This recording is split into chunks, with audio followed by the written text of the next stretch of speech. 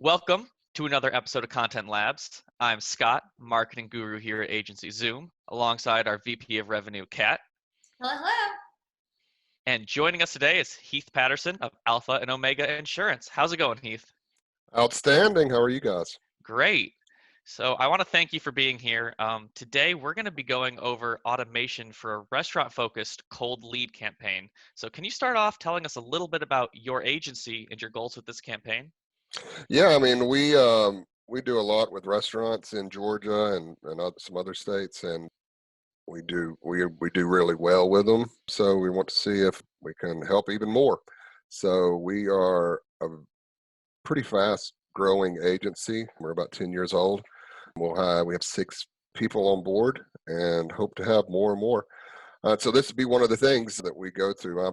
My background is commercial insurance. My wife Julie's in the office, and she grew up in the restaurant industry, from selling to actually working in restaurants. So it's kind of a good fit. And we know the lingo. We know a lot of people, and she knows a lot of people. So it gets kind of fit. So I thought, man, you guys, maybe we could get something going that can help everyone. Awesome. I love that. That would be a nice talking point as you start to queue up meetings from this. That Yep. Julie has such a great background and that you have the expertise. Quite Yep. the dynamic duo there. Yeah, she sold to Cisco, so it's food to the restaurants and a couple of different of those companies. And now she's here full time and kind of the operations and also slash sales. So hopefully it'll be a good fit for everyone. Love it. Well, I'm going to go ahead and share a screen because we built you out your initial, what I'm going to call like kickoff campaign to see if they're interested, start kicking up some desks with these leads that you found. And you guys went through Zywave, if I'm correct. Yeah, that's one we've gone through, but there's a couple we've had, but yeah, that's the most recent. Okay, wonderful.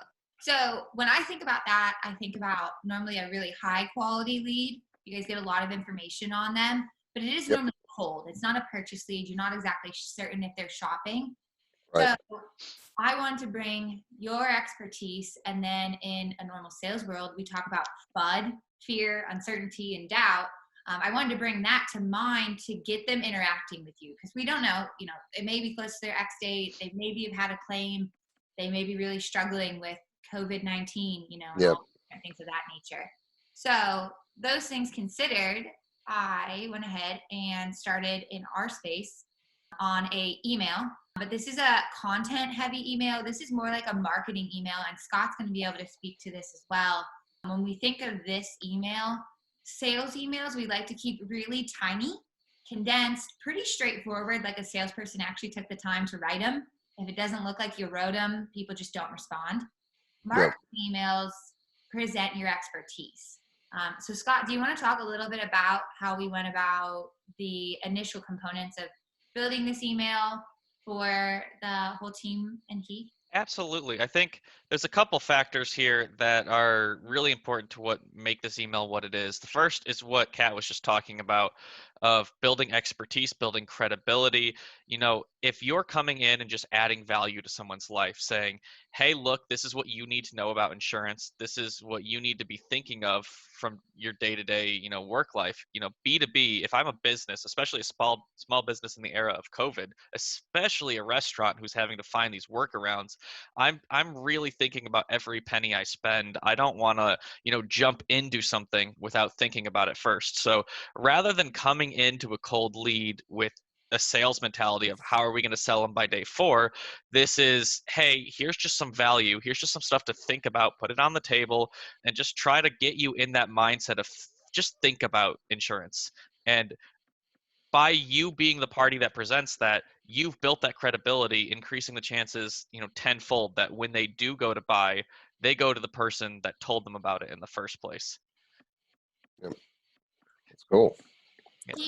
You might not be able to see the content. It might be a little tiny at the moment. I outlined, starting out first, the restaurant owner's needs, thinking, you're going to be contacting them. So I focused on liquor liability for you guys, especially with all the grab and go cocktails. Um, Yep. I live in a neighborhood that I can walk to get my grab and go cocktails, but I've heard of plenty of friends and such that are driving to get their grab and go cocktails. And to your point, and I'm sure with your wife's background in the restaurant industry, that's creates a lot of apprehension. So focusing in on that was one of our talking points there. And then the other one that I think is being forgotten, and that's where we want to create that fear, uncertainty, and doubt, and that little spark of interest. Like, oh, he's talking to me about something I didn't even think of, is vacancy policy implications. If they own their building and the shop next door had to close up, or if they're in a building and they aren't the owner, but they're one of many shops in a storefront and things like that, in a little commercial division, I think that's something that their agent is probably not remembering to talk to them about right now. So if you can present that value and that, conversation piece, I think that's a foot in the door. Yep. Oh, this is great. This is cool. Awesome. And then of course, wanted to create some recognition, because the restaurant industry, to your point, is a huge community. So Yep. some of the different brands that certainly have a great following that you guys are working with right now. You have that Real Food Co. that does a lot of it, looks like really healthy and organic food. And then being down in Georgia, it's only appropriate that you have, seafood at the forefront of what you're doing. It seemed like the Willie's Burger and Chicken Shack has a really great cult following. Yep. You probably didn't look them up, Scott, but it's like diners, drive-ins, and dash, the Trash Dairy style. Like, people just love their stuff. That So sounds like exactly my kind of thing. it is. It's up your alley, Scott. But I wanted to get that there, that as a restaurant began to look at who you guys were working with, they saw and could identify with, oh, I've heard of them before, or I follow them and I'm learning from them. Really neat that Heath is insuring them. And that plays on concepts of like fear of missing out and social currency, that if these names that I recognize are working with him, why am I not working with him?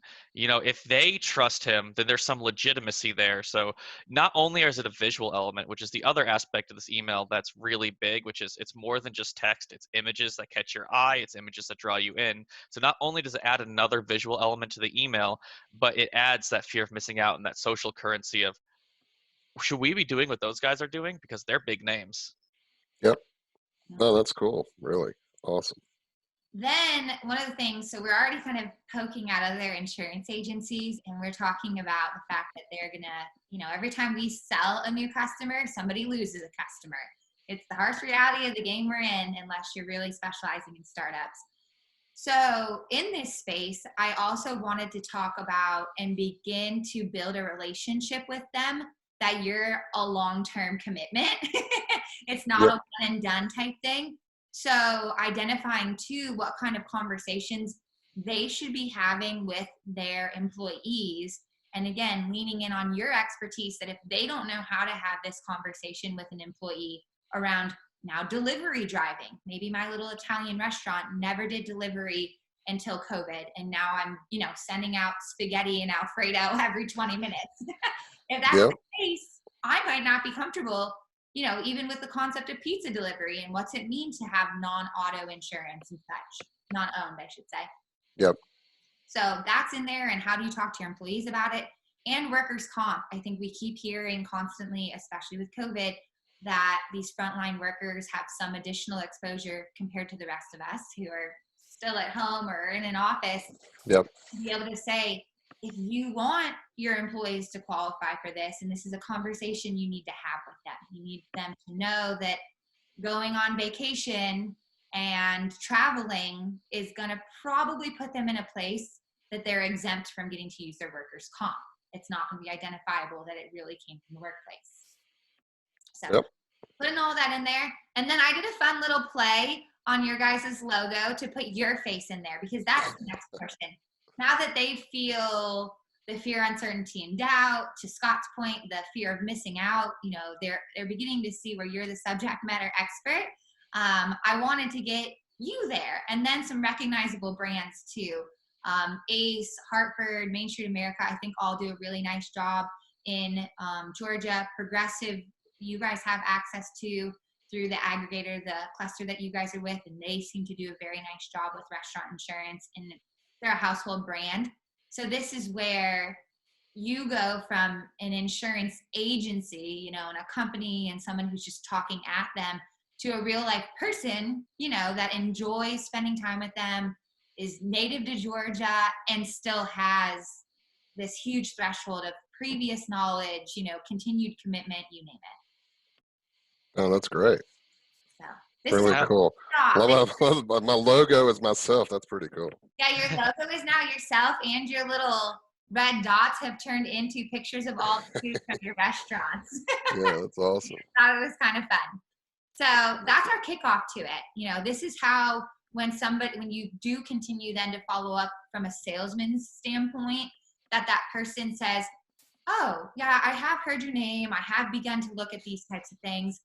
And this is something too that we should identify in here as you continue to expand your team, since you guys are growing. This will be one, once you do send it off on behalf of your other producers, you know, you'll probably switch that to agency owner. Yep. So that Okay. it comes from you and you're building a broad brand for everybody to use. And I can even save it like that for us. And then as we get into down here, some of our first automated emails on behalf of the salesperson, that's where we'll do little things, smaller, more agile content from the selling producer.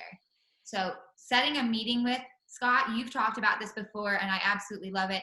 We know you do really, really well with an open rate if it's got a piece of personalized information in it. Yep. Absolutely. Absolutely. If you can keep your email headers in between 3 and 5 words, if you can add any kind of personalization, if you can add any kind of personal touch, you know, some agencies are very fun and modern and young, so they'll add emojis. Some agencies have like this very questioning, cryptic messages they'll put up there, so people are like, wait, what is the answer to that? Or sometimes you just want to be blunt and personal and honest. Say, hey, John, let's have a talk. Hey, Mary, let's sit down. And so this we felt fit you guys setting a meeting with John, setting a meeting with Mary.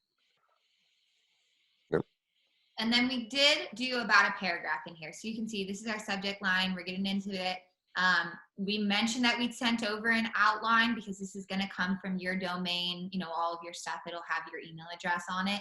So we wanted them, if they hadn't caught that email yet, you know, and had some interest in it, to go back and look at it. And it mentions that we, you know, specialize in restaurant insurance. And then we end it with, and separate out the question. And this is a sales tactic. You probably saw it, and I am trying my best to break the habit, but I still do it myself. I don't think I can hardly sign off from an email without a question to keep the conversation going. Yep. So we have that prompt in there to keep things on the move. And when I say on the move, even in this environment though, we're going to send this day one. We're going to wait 2 days, give them enough time to really read, digest that content, and then send over that next email. And then we're going to give them some time to sleep on it again. We know the restaurant industry is just chaotic. You know, when they're relaxing, they're relaxing. When they're on their feet and things are crazy, it's a million miles a minute. One of the things in here that I think is different, and Scott and I agreed on this for restaurants compared to a lot of B2B, is that we do want to give them a little more runway to digest the content and to, because you're going statewide and that's a bigger net, to become aware of your brand without being pushy. Plenty of fish in the sea in this scenario that we Yep. can be a little more patient. That makes sense. Especially when you're asking someone who has such a hard, like, you know, food products as it is have such the hard line of profit. So to be asking them to spend money, you know, we want to make sure they know who you are. We want to make sure we build up that credibility as much as possible and get the chances as high as possible before we start, you know, trying to fish. Wow. I'm very impressed, guys. Yay, this is awesome. Yeah. We That's pulled cool. in a text just to get them involved. And again, this is going to come from your selling producer, so we can, you know, have that route out from them. If the person calls them back or texts them back, that'll come into Agency Zoom for you. So, hi, I sent over an email last week. Hadn't heard back from you. Would you have some time this afternoon to connect for 10 minutes or so? Again, super brief. Text messages have a really great open rate. So that's why we're still focusing on getting them back to the email in case you're not established with that particular person. So yeah, keeping it brief. Keeping you out of the fray though, like you said, as you continue to expand, it's going to be important that we just use that selling producer functionality here rather than always assigning it to you. And that's a very personal message. It sounds like a human being sent that, as opposed to like, greetings, we are missing your response. Please respond now. Yeah. So having that very human response feels like, oh, I'm being texted by this producer. He cares. He wants to work with me. Wow. That's cool, man. It seems like you're really good at marketing or something. Who Imagine would who, that. who would have thunk? Fun breakdown getting Scott and I together because of our backgrounds, and then getting to work with you guys is really entertaining throughout all of this, because there's little things outside of insurance that the industries outside of what we do have continued doing and evolving, and we get to kind of bring that to you guys. We get to get you back in the game, so it's fun. The last one I did, because I don't think we want to bombard them. We'll go back after them again as we start to learn information about them, as we start to see them engage. So I really kept this to a 3 email sprint over the course of 10 days, and threw a text in there for you. And this one was just very, very straightforward again.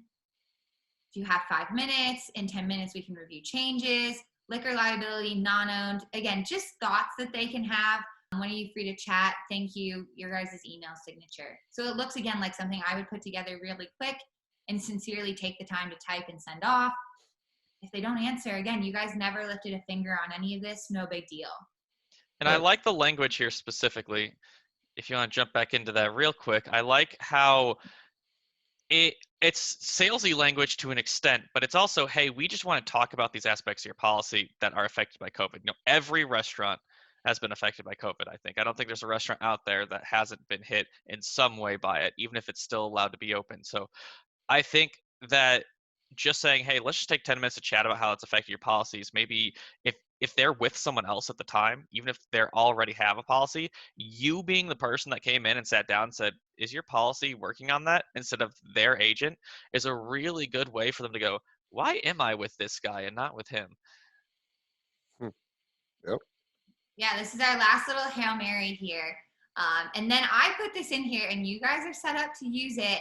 And I know my agencies don't like it. So I'm going to predicate this whole last step here with my sales team makes like 80 cold calls a day, guys. So there's no such thing in our side of the world about cold call reluctancy, but I know for you guys it can be, and that's why I wanted to wait to build some momentum for your sales team. To your point, you're hiring, you're going to have some new producers that are going to be hitting the phones. So we waited a little while here that hopefully their foot is in the door before we put them right in the line of fire. Hopefully some people have answered before we even have to call them, but if we get to day 12 and they haven't said anything yet, haven't said boo, Yeah. at this point, the following restaurant has not responded. So when this task comes up for your selling producer assigned to you to do, they're going to know it's a restaurant, call to confirm their email and the owner's phone number, and then we're going to give it a rest. So that way, if they get a hold of the person at the front desk, at the little hostess kiosk, they can ask for that information there, and they can just move on and just get your guys' data integrity tidied up for our next go around, that we can work on this again in 6 to 9 months, when things are maybe just better suited to this particular restaurant's needs. Cool. So, yeah, this is Awesome. our parachute, our ripcord, like our one Yep. last attempt. Yeah. Oh, that's awesome. Just at the end, if we're not going to sell, at least make sure we know who this person is and make sure we're not like emailing a ghost. Yeah. Yeah. So No, I think it's awesome. to get this over to you guys now, we've done a really cool improved feature in Agency Zoom. Any of our agencies are able to come in based off of all of their different automation and such that's over here. So retain, events, you name it, all this stuff over here. We're in Contacted is where I built because I had some free real estate here. But you guys are able to now come in and you can export and import your actual campaign. So we can export, and I can export by lead source or category. So if you built a whole category for, let's say, contractors, and then your lead source is differentiated between plumbers and electricians and stuff like that, you could export your whole category, or you can do your source, which is what we're going to do now for you. I'm going to just pull up restaurant list, old lead list. You guys purchased through Xywave, so it's not old, it's nice and fresh, but your restaurant list. campaign that you built. We confirm. It'll export this for us, so we're going to have it. And then, Heath, because you're going to be introducing your thousands of leads in reasonable increments for your team to work through them, so we don't have 1,000 calls in a day that we have to clean up, we're going to import right here. So we're going to import them into new, and you guys can just upload batches every so often. I'm going to grab the specialty campaign thing here, and see, it's going to ask us to match these up. So we can match them up to existing ones that you already have. We can also create a new one if we needed. So if you aren't familiar with how to create a lot of new lead sources and stuff, we can come down here to lead sources. I'm going to build you a category so that you have it, since you mentioned that your agency has bought a few from Xywave. It's a great way to see your return on investment from all your Xywave purchase leads now is by that category. And now we're going to put restaurant in here for you. There we go. This is where you could exclude things as sales if it was a different task-oriented activity. And now we can come back in, since you didn't have restaurant yet, and in new, we'll go ahead and import. We'll grab the campaign that we built, and you guys can email these campaigns back and forth. You'll notice they matched up even. It's smart enough that it's similar. You know, it'll try and give you a suggestion. And then we're going to confirm, and you're done. It's in here. Anytime you want to look at just your restaurant experience, you can come right here and you can pick it. And if we click check, you'll notice this looks pretty familiar. Yep.